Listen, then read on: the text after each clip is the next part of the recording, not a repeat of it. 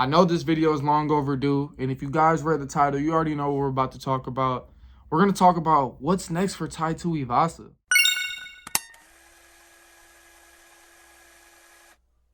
What's up, you guys? We are back with another video, and can I just start by saying Merry Christmas to all our viewers and supporters.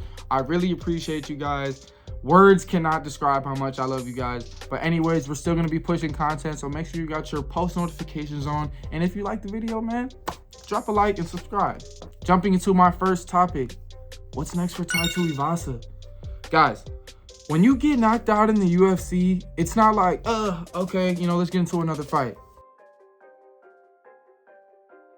Getting knocked out in the UFC is detrimental for a lot of people's career. Look at a guy like Frankie Edgar. The first time he got finished, he followed up getting finished. Guys like Cheeto Vera, even in his last fight, even earlier on in his career. After you get knocked out, it is very hard for you to fight the same.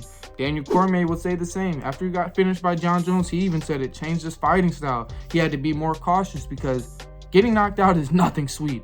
And the way Tai-Tuivasa got finished in his last two fights is, and I think will be, detrimental to his career.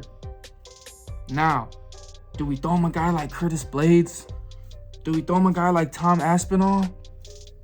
I don't think that's safe for Tai. What I do think is safe for Tai, I think he should take a good year off, maybe a year and a half layoff, rebuild your skills. Brawling is what got him most of his wins, but when you move up in the ranks, brawling is not what it used to be. You're goddamn right.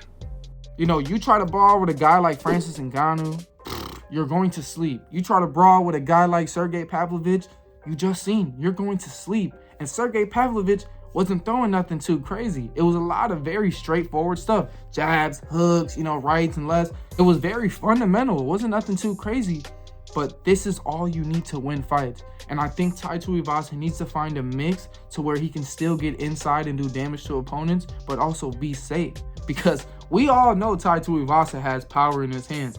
We've seen what he did to Derek Lewis. Obviously, that was the elbow, but Greg Hardy, he's putting dudes to sleep because he has power.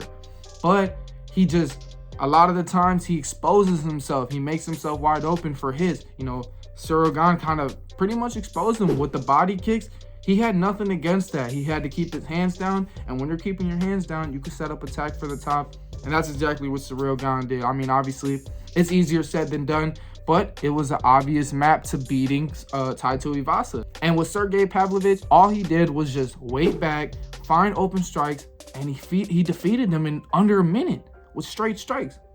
And this just shows huge holes in Tai-Tuivasa's game that he must fix. If he doesn't fix these holes, like a lot of other people's career, this is just going to keep getting worse. We're going to keep seeing Tai bloodied and beat up because his chin is never going to get better.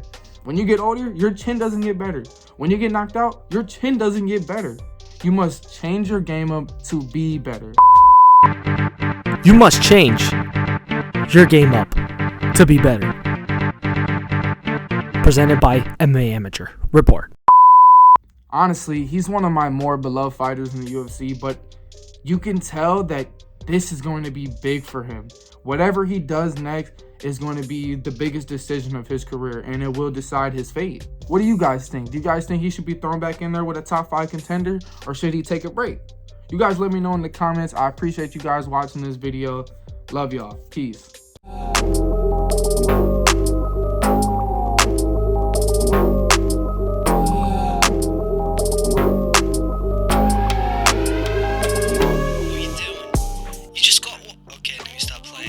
What's up? It's the kid. You just got done watching an LS production.